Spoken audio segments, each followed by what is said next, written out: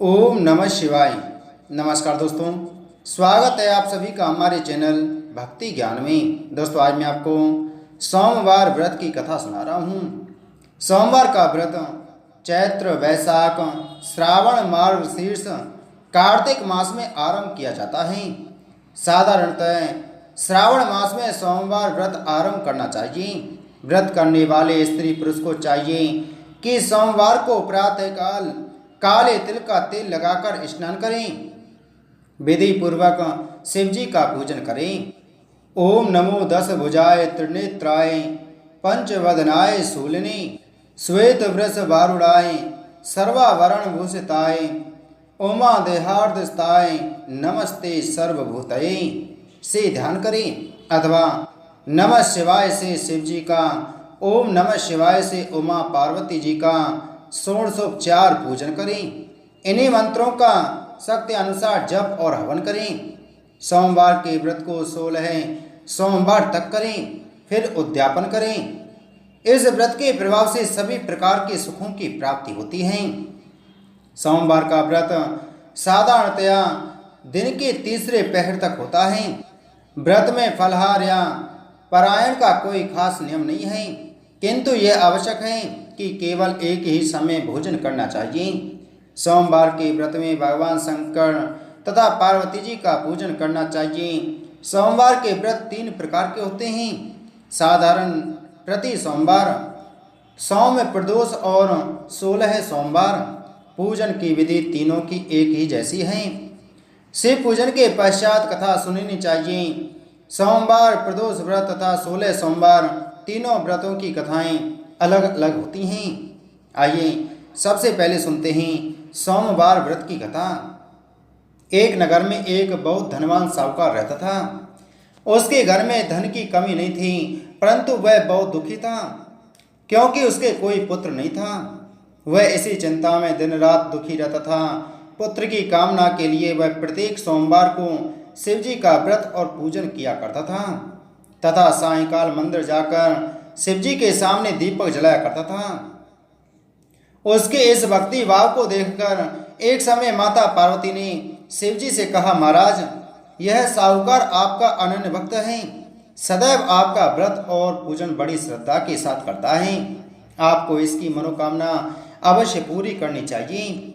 शिव जी ने कहा, हे पार्वती, यह संसार कर्म क्षेत्र है। किसान खेत में जैसा बीज बोता है वैसा ही फसल काटता है। उसी तरह मनुष्य इस संसार में जैसे कर्म करते हैं वैसा ही फल भोगते हैं। माता पार्वती ने अत्यंत आग्रह से कहा, महाराज, जब यह आपका अनन्य भक्त है और अगर इसको किसी प्रकार का दुख है तो उसको आपको अवश्य दूर करना चाहिए।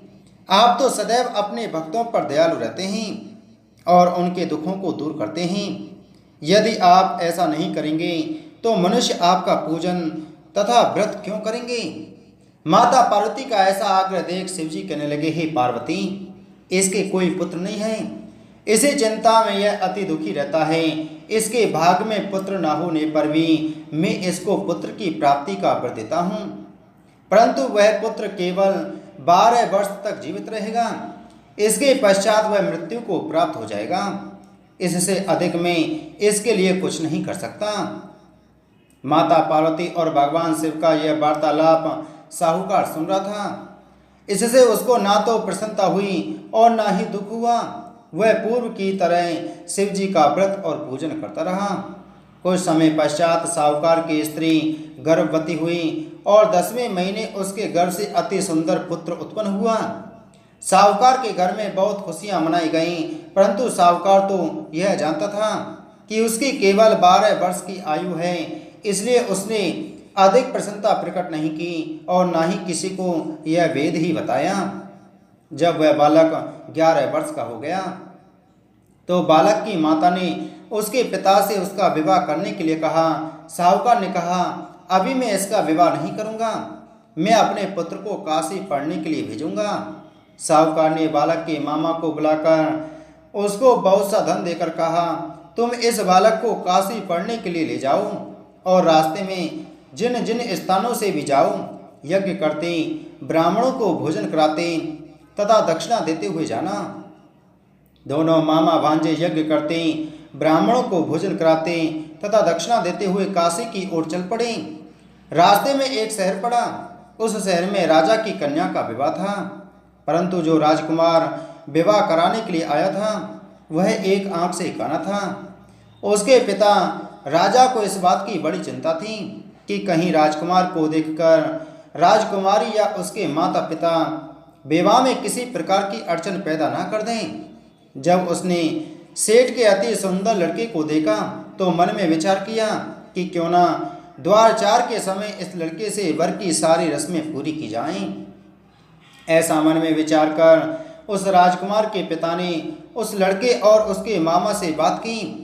वे राजी हो गई। फिर उस साहूकार के लड़के को वर के कपड़े पहनाकर तथा घोड़ी पर बैठाकर कन्या के द्वार पर ले गई। सभी कार्य प्रसन्नता से पूर्ण हो गए। राजकुमार के पिता ने सोचा कि यदि विवाह कार्य भी इसी लड़के से करा दिया जाए तो क्या बुराई है। ऐसा विचार कर लड़के और उसके मामा ने कहा, यदि आप फेरों और कन्यादान के काम को भी पूरा करा दें तो आपकी बड़ी कृपा होगी। मैं इसके बदले में आपको बहुत सारा धन दूंगा। दोनों ने इसे भी सहज स्वीकार कर लिया। विवाह कार्य बहुत अच्छी तरह से संपन्न हो गया। सेठ का पुत्र जिस समय जाने लगा तो उसने राजकुमारी की चुंदड़ी के पल्ले पर लिख दिया, तुम्हारा विवाह मेरे साथ हुआ है, परंतु जिस राजकुमार के साथ तुम विदा होगी वह एक आंख से काना है। मैं काशी जी पढ़ने जा रहा हूँ। सेठ के लड़के के जाने के पश्चात राजकुमारी ने जब चुंदड़ी पर ऐसा लिखा हुआ पाया तो उसने काने राजकुमार के साथ जाने से इनकार कर दिया। उसने अपने माता पिता को सारी बात बता दी और कहा कि यह मेरा पति नहीं है, मेरा विवाह इसके साथ नहीं हुआ। जिसके साथ मेरा विवाह हुआ है वह तो काशी पढ़ने गया है। राजकुमारी के माता पिता ने अपनी कन्या को विदा नहीं किया और बारात वापस चली गई। इधर सेठ का लड़का और उसका मामा काशी पहुंच गए। वहां जाकर उन्होंने यज्ञ करना और लड़के ने पढ़ना शुरू कर दिया।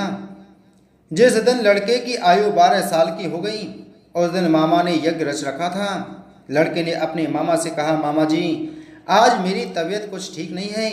मामा ने कहा, अंदर जाकर सो जाओ। लड़का अंदर जाकर सो गया और थोड़ी देर में उसके प्राण निकल गए। जब उसके मामा ने आकर देखा कि उसका भांजा मृत पड़ा है तो उसको बहुत दुख हुआ। उसने सोचा कि अगर मैं अभी रोना पीटना मचा दूंगा तो यज्ञ का कार्य अधूरा रह जाएगा।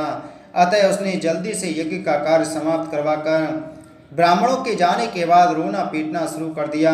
संयोगवश उसी समय से पार्वती उधर से जा रही थी। जब उन्होंने जोर जोर से रोने की आवाज़ सुनी तो पार्वती जी कहने लगी, हे महाराज कोई दुखिया रो रहा है, इसके कष्ट को दूर कीजिए। जब से पार्वती वहां पहुंचे तो उन्होंने पाया कि वहां एक लड़का मृत पड़ा है। माता पार्वती कहने लगी, महाराज यह तो उसी सेठ का लड़का है जो आपके वरदान से उत्पन्न हुआ था। शिव जी ने कहा, हे पार्वती इसकी आयु इतनी ही थी, वह यह भोग चुका। तब पार्वती जी ने कहा, हे महाराज इस बालक को और आयु दें, नहीं तो इसके माता पिता तड़प तड़प कर मर जाएंगी। माता पार्वती के बार बार आग्रह करने पर शिवजी ने उसको जीवन का वरदान दिया। शिवजी की कृपा से वह लड़का जीवित हो गया। इसके बाद शिवजी और पार्वती कैलाश पर्वत को चले गई। शिक्षा पूर्ण होने पर वह लड़का और उसका मामा उसी प्रकार यज्ञ करते, ब्राह्मणों को भोजन कराते तथा दक्षिणा देते हुए घर की ओर चल पड़े।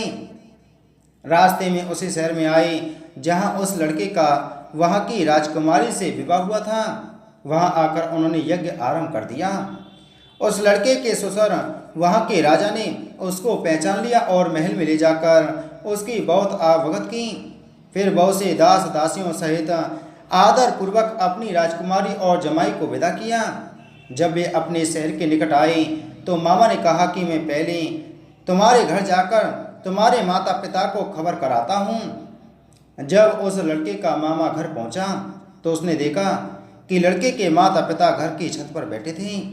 उन्होंने यह प्रण कर रखा था कि यदि हमारा पुत्र सकुशल लौट आया तो हम राजी खुशी नीचे आ जाएंगे, नहीं तो छत से गिरकर अपने प्राण दे देंगे। उस लड़के के मामा ने आकर जब यह समाचार दिया कि आपका पुत्र आ गया है तब उनको विश्वास नहीं आया। तब मामा ने शपथ पूर्वक कहा कि आपका पुत्र अपनी पत्नी तथा बहुत सारा धन साथ लेकर आया है। तो सेठ प्रसन्नता से भर उठा। सेठ सेठानी आनंद पूर्वक नीचे आए। बाहर आकर उन्होंने अपने पुत्र तथा उसकी पत्नी का भरपूर स्वागत किया। सभी प्रसन्नता के साथ रहने लगे। जो कोई सोमवार के व्रत को धारण करता है अथवा इस कथा को पढ़ता या सुनता है उसके सब दुख दूर होकर उसकी समस्त मनोकामनाएं पूर्ण होती हैं तथा इस लोक में नाना प्रकार के सुख भोगकर अंत में सदा शिव के लोक को प्राप्त होता है। बोलो शिव शंकर भगवान की जय। आइए सुनते हैं सौम्य प्रदोष व्रत कथा। पूर्व काल में एक विधवा ब्राह्मणी नित्य प्रातः ऋषियों की आज्ञा ले अपने पुत्र को साथ लेकर भिक्षा लेने जाती और संध्या को लौटती। भिक्षा में जो मिलता उससे अपने कार्य चलाती और शिवजी का प्रदोष व्रत भी करती। एक दिन जब वह भिक्षा लेने के लिए अपने पुत्र के साथ जा रही थी तो मार्ग में उसे विदर्भ देश का राजकुमार मिला। शत्रुओं ने उसे उसकी राजधानी से बाहर निकाल दिया था और उसके पिता को मार दिया था। अतः वह मारा मारा फिर रहा था। विधवा ब्राह्मणी उसे अपने साथ ले आई और उसने अपने पुत्र के साथ साथ उसका भी पालन पोषण करने लगी। एक दिन उन दोनों राजकुमार और ब्राह्मण बालक ने वन में गंधर्व कन्याओं को देखा। ब्राह्मण बालक घर लौट आया परंतु राजकुमार साथ नहीं आया क्योंकि वह अंशुमती नाम की गंधर्व कन्या से बातें करने लगा था। दूसरे दिन वह फिर अपने घर से वहां आया जहां अंशुमती अपने माता पिता के साथ बैठी थी। कुछ दिन पश्चात अंशुमती के माता पिता ने राजकुमार धर्मगुप्त से कहा कि तुम विदर्भ देश के राजकुमार धर्मगुप्त हो। हम श्री शंकर जी की आज्ञा से अपनी पुत्री अंशुमती का विवाह तुम्हारे साथ कर देते हैं। राजकुमार धर्मगुप्त का विवाह अंशुमती के साथ हो गया। बाद में राजकुमार ने गंधर्व राज की सेना की सहायता से विदर्भ देश पर अधिकार कर लिया और ब्राह्मणी के पुत्र को अपना मंत्री बना लिया। यथार्थ में यह सब उस ब्राह्मणी के प्रदोष व्रत करने का फल था। बस उसी समय से यह प्रदोष व्रत संसार में प्रतिष्ठित हुआ। बोलो शिव शंकर भगवान की जय। आइए सुनते हैं 16 सोमवार व्रत की कथा। मृत्यु लोक में भ्रमण करने की इच्छा करके एक समय श्री भूतनाथ भगवान भोलेनाथ माता पार्वती के साथ मृत्यु लोक में पधारे। भ्रमण करते करते दोनों विदर्भ देशांतर्गत अमरावती नाम की अति रमणीक नगरी में पहुंचे। अमरावती नगरी अमरापुरी के सदस्य सब प्रकार के सुखों से भरपूर थी। उसमें वहां के महाराज द्वारा बनवाया हुआ अति रमणीक शिव जी का मंदिर भी था। भगवान शंकर भगवती पार्वती के साथ उस मंदिर में निवास करने लगी। एक समय माता पार्वती भगवान भोलेनाथ को प्रसन्न देख मनोविनोद करने की इच्छा से बोली, हे महाराज, आज तो हम तुम दोनों चौसर खेलेंगे। शिव जी ने प्राण प्रिया की बात को मान लिया और चौसर खेलने लगे। उसी समय मंदिर का पुजारी ब्राह्मण मंदिर में पूजा करने आया। माता पार्वती ने पुजारी से प्रश्न किया, हे पुजारी जी, बताओ इस बाजी में हम दोनों में से किसकी जीत होगी। वह ब्राह्मण बिना विचारे शीघ्रता से बोल उठा कि महादेव जी की ही जीत होगी। थोड़ी देर में बाजी समाप्त हो गई और पार्वती जी की विजय हुई। पार्वती जी बहुत क्रोधित हुई और ब्राह्मण को झूठ बोलने के अपराध के कारण श्राप देने को उद्यत हुई। भोलेनाथ ने माता पार्वती को बहुत समझाया परंतु उन्होंने ब्राह्मण को कोढ़ी होने का श्राप ही दे ही दिया। कुछ समय बाद पार्वती जी के श्रापवश पुजारी जी के शरीर में कोढ़ पैदा हो गया। वह अनेक प्रकार से दुखी रहने लगा। पुजारी को श्राप कष्ट भोगते हुए जब बहुत दिन हो गए तब एक दिन देवलोक की अप्सराएं शिव जी की पूजा केतु उसी मंदिर में पधारी। पुजारी के कोढ़ के कष्ट को देख उन्होंने बड़े दया भाव से उससे रोगी होने का कारण पूछा। पुजारी ने निसंकोच सारी बात उन्हें बता दी। वे अप्सराएं बोली, हे पुजारी, अब तुम अधिक दुखी मत होना, भगवान शिव तुम्हारे कष्ट को दूर कर देंगे। तुम सब व्रतों में श्रेष्ठ 16 सोमवार का व्रत भक्ति भाव से किया करो। पुजारी ने अप्सराओं की रानी से विनम्र भाव से 16 सोमवार व्रत की विधि पूछी। उसने बताया, सोमवार को भक्ति के साथ व्रत करें, स्वच्छ वस्त्र पहने, संध्या व उपासना के बाद आधा सेर गेहूं का आटा लें, उसके 3 अंग बनाएं और घी गुड़ दीप नैवेद्य पुंगी, फल, बेल पत्र, जनेऊ, चंदन, अक्षत, पुष्प आदि के द्वारा प्रदोष काल में भगवान शंकर का विधि से पूजन करें। तत्पश्चात 3 अंगों में से एक शिव जी को अर्पण करें, बाकी 2 को शिव जी का प्रसाद समझकर उपस्थित जनों में बांट दें और आप भी प्रसाद पाएं। इस विधि से 16 सोमवार व्रत करें।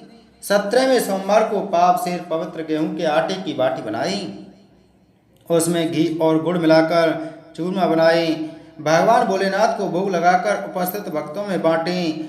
इसके बाद कुटुंब सहित प्रसाद लें तो शिव जी की कृपा से उसके सभी मनोरथ पूर्ण हो जाते हैं। ऐसा कहकर सभी अप्सराएं स्वर्ग को चली गईं। ब्राह्मण ने यथाविधि 16 सोमवार व्रत किया तथा भगवान शिव जी की कृपा से रोग मुक्त होकर आनंद से रहने लगा। कुछ दिन बाद शिव जी और पार्वती जी फिर उस मंदिर में पधारे। ब्राह्मण को निरोग देख पार्वती जी ने ब्राह्मण से रोग मुक्त होने का उपाय पूछा तो ब्राह्मण ने 16 सोमवार व्रत की कथा सुनाई। पार्वती जी ने अति प्रसन्न होकर ब्राह्मण से व्रत की विधि पूछकर स्वयं इस व्रत को करने को तैयार हो गईं। व्रत करने के बाद उनकी मनोकामना पूर्ण हुई तथा उनके रूठे पुत्र स्वामी कार्तिकेय स्वयं माता के आज्ञाकारी पुत्र हुए। कार्तिकेय जी को अपना यह विचार परिवर्तन का रहस्य जानने की इच्छा हुई। वह माता से बोले, हे माता, आपने ऐसा कौन सा उपाय किया जिससे मेरा मन आपकी ओर आकर्षित हुआ। पार्वती जी ने वही 16 सोमवार व्रत की कथा उनको सुनाई। कार्तिकेय जी ने कहा, इस व्रत को मैं भी करूँगा क्योंकि मेरा प्रिय ब्राह्मण मित्र बहुत दुखी दिल से परदेश गया है, मेरी उससे मिलने की बहुत इच्छा है। कार्तिकेय जी ने भी इस व्रत को किया और उनका प्रिय मित्र मिल गया। मित्र ने इस आकस्मिक मिलन का भेद कार्तिकेय जी से पूछा तो वे बोले, ही मित्र, मैंने तुम्हारे मिलने की इच्छा करके 16 सोमवार का व्रत किया था। अब तो ब्राह्मण मित्र को अपने विवाह की बड़ी इच्छा हुई। उसने कार्तिकेय जी से व्रत की विधि पूछी और यथाविधि व्रत किया। व्रत के प्रभाव से जब वह किसी कार्यवश विदेश चला गया तो वहां के राजा की लड़की का स्वयंवर था। राजा ने प्रण किया था कि जिस व्यक्ति के गले में सब प्रकार से श्रृंगरत हथनी माला डालेगी, मैं उसी के साथ अपनी प्यारी पुत्री का विवाह कर दूंगा। शिव जी की कृपा से वह ब्राह्मण भी स्वयंवर देखने की इच्छा से राजसभा में एक ओर बैठ गया। नियत समय पर हथनी आई और उसने जयमाला उस ब्राह्मण के गले में डाल दी। राजा ने अपनी प्रतिज्ञा के अनुसार बड़ी धूमधाम से अपनी कन्या का विवाह उस ब्राह्मण के साथ कर दिया। ब्राह्मण सुंदर राजकन्या पाकर सुख से जीवन व्यतीत करने लगा। एक दिन राजकन्या ने अपने पति से प्रश्न किया, हे प्राणनाथ, आपने ऐसा कौन सा भारी पुण्य किया था जिसके प्रभाव से हथनी ने सब राजकुमारों को छोड़कर आपको वरण किया। ब्राह्मण बोला, हे प्राण प्रिय, मैंने अपने मित्र कार्तिकेय जी के कथानुसार 16 सोमवार का व्रत किया था, जिसके प्रभाव से मुझे तुम जैसी स्वरूपवान पत्नी की प्राप्ति हुई। व्रत की महिमा सुन राजकन्या को आश्चर्य हुआ। वह भी पुत्र की कामना करके व्रत करने लगी। शिव जी की दया से उसके गर्भ से एक अति सुंदर, सुशील, धर्मात्मा और विद्वान पुत्र उत्पन्न हुआ। माता पिता दोनों उस देव पुत्र को पाकर अति प्रसन्न हुए और उसका लालन पालन भली प्रकार से करने लगे। जब पुत्र कुछ समझदार हुआ तो एक दिन उसने अपनी माता से प्रश्न किया कि हे माँ, आपने कौन सा व्रत एवं तप किया है जो मेरे जैसा पुत्र तुम्हारे गर्भ से उत्पन्न हुआ। माता ने 16 सोमवार व्रत की विधि पुत्र को बताई। पुत्र ने सब तरह के मनोरथ पूर्ण करने वाली सरल व्रत को सुना तो वह भी राज्य अधिकार पाने की इच्छा से हर सोमवार को यथाविधि यह व्रत करने लगा। व्रत शुरू होने के बाद एक देश के वृद्ध राजा के दूतों ने आकर उसको राजकन्या के लिए वरण किया। राजा ने अपनी पुत्री का विवाह ऐसे सर्वगुण संपन्न ब्राह्मण युवक के साथ करके बड़ा सुख प्राप्त किया। वृद्ध राजा के दिवंगत हो जाने पर इसी ब्राह्मण युवक को सिंहासन पर बैठाया गया, क्योंकि दिवंगत राजा के कोई पुत्र नहीं था। राज का उत्तराधिकारी होकर भी वह ब्राह्मण पुत्र 16 सोमवार का व्रत करता रहा। जब 17वां सोमवार आया तो विप्र पुत्र ने अपनी प्रियतमा से पूजन सामग्री लेकर शिव पूजा के लिए शिवालय में चलने को कहा, परंतु उसकी पत्नी ने उसकी आज्ञा की परवाह न की। दास दासियों द्वारा सब पूजन सामग्री शिवालय भिजवा दी, परंतु आप नहीं गई। जब राजा ने शिव जी का पूजन समाप्त किया तब आकाशवाणी हुई, हे राजा, अपनी इस रानी को राजमहल से निकाल दे, नहीं तो यह तेरा सर्वनाश कर देगी। आकाशवाणी सुनकर राजा के आश्चर्य का ठिकाना नहीं रहा। उसने मंत्रालय में आकर अपने सभासदों को बुलाकर पूछा, हे मंत्रियों, मुझे आज शिवजी की आकाशवाणी हुई है कि राजा तू अपनी इस रानी को निकाल दे, नहीं तो ये तेरा सर्वनाश कर देगी। राज्य में मंत्री तथा सभासद आदि सब विस्मय और दुख में डूब गए, क्योंकि जिस कन्या के कारण राज्य मिला है राजा उसी को निकालने का जाल रच रहा है, यह कैसे संभव हो सकेगा। राजा ने अपनी पत्नी को राजमहल से निकाल दिया। रानी दुखी हृदय से भाग्य को कोसती हुई नगर के बाहर चली गई। बिना पद त्राण, फटे वस्त्र पहने, भूख से दुखी धीरे धीरे चलकर वह एक ग्राम में पहुंची। वहां एक बुढ़िया सूत काटकर बेचने जाती थी। रानी की करुण दशा देखकर बोली, चल तू मेरा सूत बिकवा दे, मैं वृद्ध हूँ, भाव नहीं जानती हूँ। यह बात सुन रानी ने बुढ़िया के सिर से सूत की गठरी उतारकर अपने सिर पर रख ली। थोड़ी देर बाद आंधी आई और बुढ़िया का सूत पोटली सहित उड़ गया। बेचारी बुढ़िया पछताती रह गई और रानी को अपने से दूर रहने को कहा। इसके बाद रानी एक तेली के घर गई। शिवजी के प्रकोप के कारण तेली के सब मटके उसी क्षण चटक गए।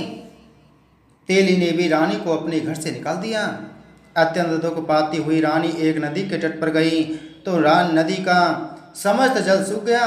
तत्पश्चात रानी एक वन में गई। वहां जाकर सरोवर में सीढ़ी से उतरकर पानी पीने गई तो उसके हाथ का स्पर्श होते ही सरोवर का नील कमल के समान जल असंख्य कीड़ामय होकर गंदा हो गया।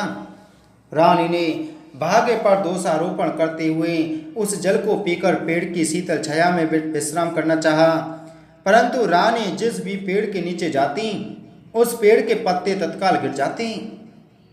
वन सरोवर जल की ऐसी दशा देख गौ चराते ग्वालों ने अपने गोसाई जी से, जो उस जंगल में स्थित मंदिर में पुजारी थे, यह बात बताई। गोसाई जी के आदेश अनुसार ग्वाले रानी को पकड़कर गोसाई जी के पास लाई। रानी की मुख कांति और शरीर शोभा देख गोसाई जी जान गए कि यह अवश्य ही कोई विधि या गति की मारी कुलीन स्त्री है। पुजारी ने रानी से कहा कि पुत्री, मैं तुमको अपनी पुत्री के समान रखूंगा, तुम मेरे आश्रम में ही रहो, मैं तुमको किसी प्रकार का कष्ट नहीं दूंगा। गोसाई जी के वचन सुनकर रानी को धीरज हुआ। वह आश्रम में रहने लगी। रानी जो भोजन बनाती उसमें कीड़े पड़ जाते, जल भरकर लाती उसमें भी कीड़े पड़ जाते। रानी की यह दशा देख गोसाई जी भी बहुत दुखी हुए और रानी से बोले, हे बेटी, तुम्हारे ऊपर कौन से देवता का प्रकोप है जिससे तुम्हारी ऐसी दशा है। पुजारी की बात सुन रानी ने शिवजी महाराज से पूजन का बहिष्कार करने की बात बताई तो पुजारी शिवजी महाराज की अनेक प्रकार से स्तुति करते हुए रानी से बोले कि पुत्री, तुम सब मनोरथ पूर्ण करने वाली 16 सोमवार व्रत को करो, उसके प्रभाव से ही तुम अपने कष्टों से मुक्त हो सकोगी। गोसाई जी की बात मानकर रानी ने 16 सोमवार व्रत किए और 17वें सोमवार को विधि विधान सहित पूजन किया। उस पूजन के प्रभाव से राजा के हृदय में विचार उत्पन्न हुआ कि रानी को गए बहुत समय व्यतीत हो गया, ना जाने कहाँ कहाँ भटकती होगी, उसे ढूंढना चाहिए। यह सोच रानी को तलाश करने के लिए राजा ने चारों दिशाओं में दूत भेजे। वे दूत रानी को ढूंढते हुए पुजारी के आश्रम में पहुंचे। वहां रानी को पाकर पुजारी से रानी को अपने साथ ले जाने का आग्रह करने लगे, परंतु पुजारी ने मना कर दिया। दूत चुपचाप लौट आए और महाराज को रानी का पता बतलाया। रानी का पता पाकर राजा स्वयं पुजारी के आश्रम में गए और पुजारी से प्रार्थना करने लगे, महाराज, जो देवी आपके आश्रम में रहती हैं वह मेरी पत्नी है। शिवजी के कोप से मैंने इसको त्याग दिया था, अब इस पर से शिवजी का प्रकोप शांत हो गया है, इसलिए मैं इसे लेने आया हूँ। आप इसको मेरे साथ जाने की आज्ञा दीजिए। गोसाई जी ने राजा के वचन को सत्य समझकर रानी को राजा के साथ जाने की आज्ञा दे दी। गोसाई जी की आज्ञा पाकर रानी प्रसन्न होकर राजा के साथ नगर में आई। नगरवासियों ने नगर के द्वार पर नगर को तोरण एवं बंदरवानों से विविध विधि से सजाया। घर घर में मंगल गान होने लगे। पंडितों ने विविध वेद मंत्रों का उच्चारण कर अपनी राजरानी का स्वागत किया। ऐसी अवस्था में रानी ने पुनः अपनी राजधानी में प्रवेश किया। महाराज ने ब्राह्मणों को अनेक तरह से दान आदि देकर संतुष्ट किया। याचकों को धन दान दिया। नगरी में स्थान स्थान पर सदा व्रत खुलवाई, जहाँ भूखे लोगों को भोजन मिलता था। इस प्रकार से राजा शिवजी की कृपा का पात्र हो राजधानी में रानी के साथ अनेक तरह से सुखों का भोग करता सोमवार का व्रत करने लगा। विधिवत से पूजन करते हुए इस लोक में अनेक सुखों को भोगने के पश्चात दोनों से पुरी को पधारी। जो मनुष्य मनसा वाचा कर्मणा भक्ति सहित 16 सोमवार का व्रत एवं पूजन इत्यादि विधिवत करता है, वह इस लोक में समस्त सुखों को भोगकर अंत में शिवधाम को प्राप्त होता है। यह व्रत सब मनोरथों को पूर्ण करने वाला है। इति श्री 16 सोमवार व्रत कथा संपूर्णम। बोलो माता पार्वती की जय। बोलो शिव शंकर भगवान की जय।